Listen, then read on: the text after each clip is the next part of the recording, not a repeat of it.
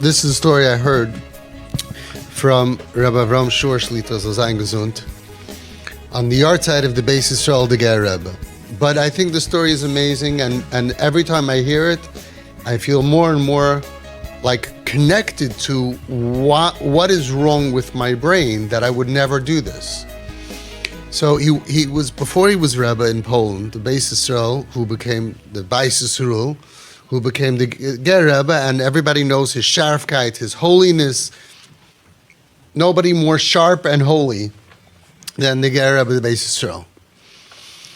And there's a Havsaka in Ger. That's why I'm a Ger Chassid.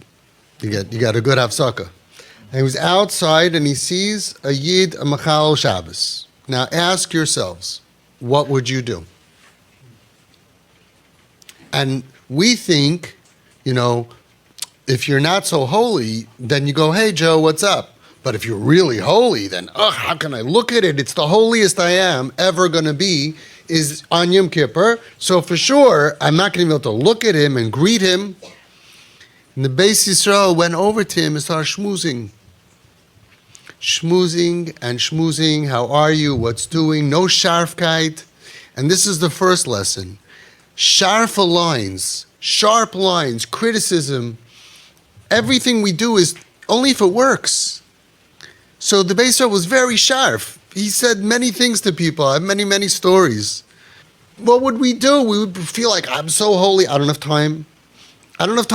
Today, I don't have time. Today, every minute is precious. I'm either going to go to sleep so I can have koyach, or I'm going to say Tehillim, but shmooze with a Machal Shabbos, maximum, I'll be like, hi, how you doing? Busy, gotta go. Maybe, if I don't curse the guy out of holiness, right? So maybe, bye. We all know how to do that. Or kicknish with the kids. Don't look, We don't want the kids to see this.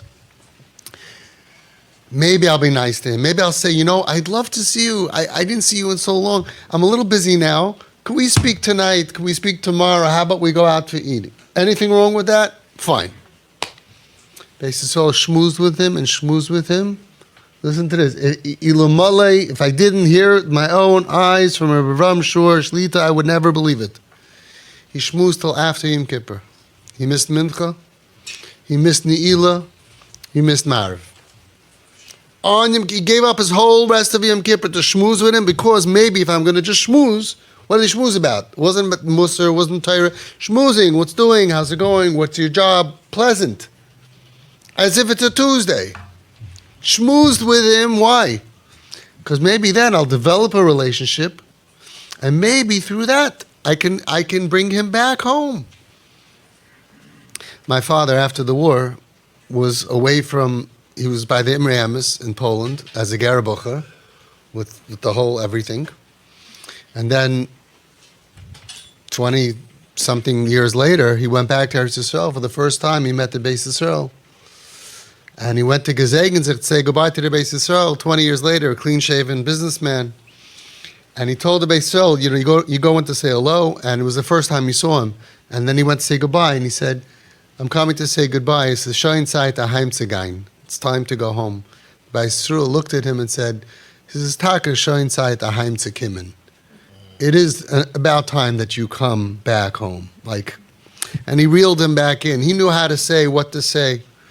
But when someone is going to get rejected from your words or from your sharfkeit, there was a story, one guy, everybody was wearing a spadik and he didn't have a spadik on, so he put on a spadik, and when he passed by, he said, Good Shabbos, fine, Champirim, Good Shabbos. Nothing got past him, and he was very sharp, and he knew how to dig it in, and he the story with the tea, with the hot tea, tons of stories. You don't mess with him. But only if that's going to ultimately bring you close. Not much sharp and angry or piercing eyes to destroy you, only because that's going to motivate you. And this guy, it wouldn't have motivated. Imagine you go in Yom Kippur or Shabbos and you see a kid smoking and you're going to give him, that's going to make him smoke more. So what did he do? He schmoozed. He gave up his mincha, his ne'ilah. You can't be mashal ne'ilah. Mincha, what are you going to do? How many shmaneses do you make after you make Marav? You make bichidas and then you do a mincha. I don't think you could do it. And you give up the holiest moments of the year. Was it an upgrade or a downgrade? He looked at it as an upgrade. Hashem has given me a chance. Someone's drowning, to save them potentially. Like the Zohar Kodesh says, it's a mitzvah, the biggest mitzvah, to be ishtadel, to try, learn the Zohar Kodesh, Parshas Truma, that we all learn in the training. It wasn't a downgrade. Before he was nifter, he was very sick. And he told someone, this is one avaira, quote unquote, one sin, that I never had charata doing.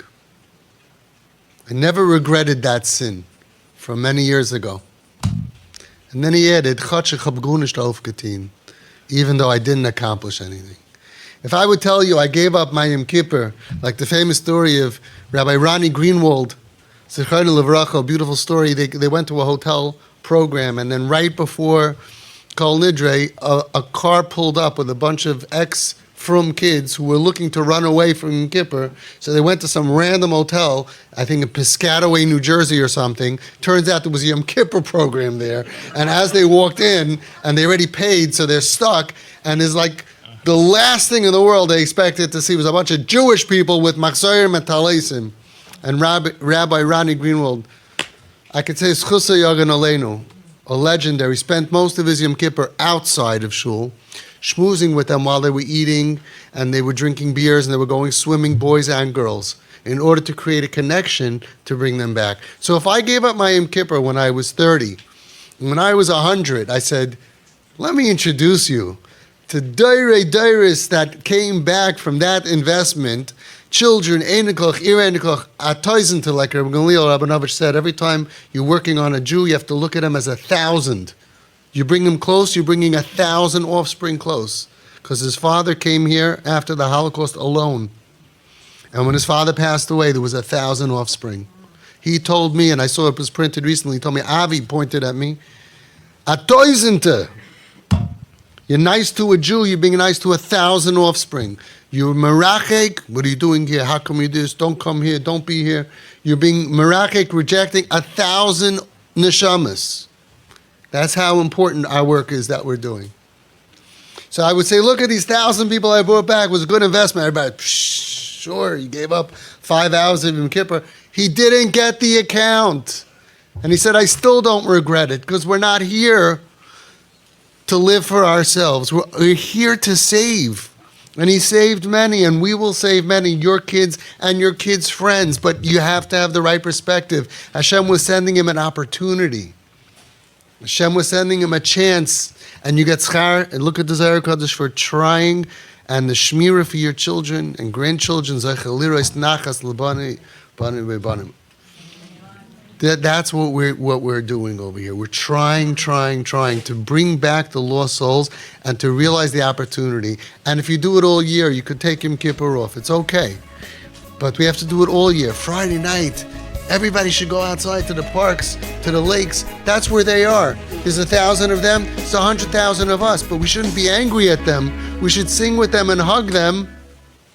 We'll solve the problem.